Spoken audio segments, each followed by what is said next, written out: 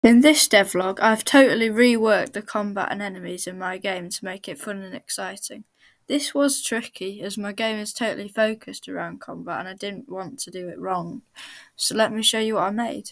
So there's two parts to combat, the player and the enemies. I started with the enemies, making their AI smarter with state machines.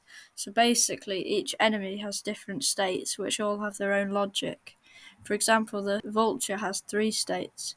One where it flies around to random points searching for the player, and then once the player's in a certain range, it triggers its next state where it swoops down, and then finally it attacks and then flies away for the cycle to repeat. So it just adds way more interest than if the creature's always just chasing and attacking.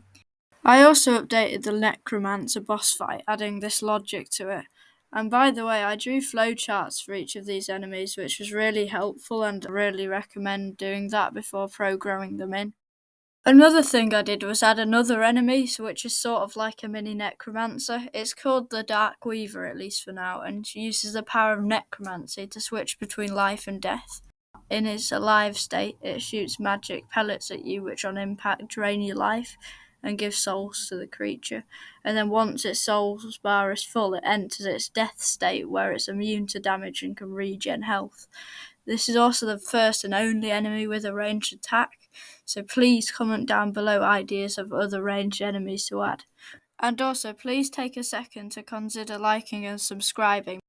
When it came to the player, the main thing I wanted to add was visual feedback. This makes it feel way more enjoyable as the player seems to be having more of an impact on their surroundings. I added animations for each type of weapon and also added VFX such as sword slashes. I gave enemies health bars to tell you how much damage you're doing and also added small numbers which fly out of your weapon on impact. After playtesting, I also realised it was hard to know if you were on cooldown from fighting, and it was really unsatisfying when you tried to attack and nothing happened. So now the weapon in your hand gets greyed out whilst you're on cooldown.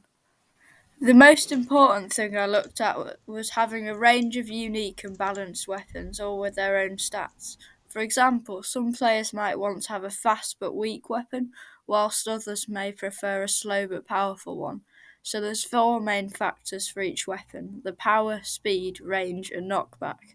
I put these values in the inventory so players can choose what weapon is right for them, and because of this I also added several new weapons which you may have seen in some of the shorts I made. There was only one thing missing from my combat system: a way to actually experience combat properly.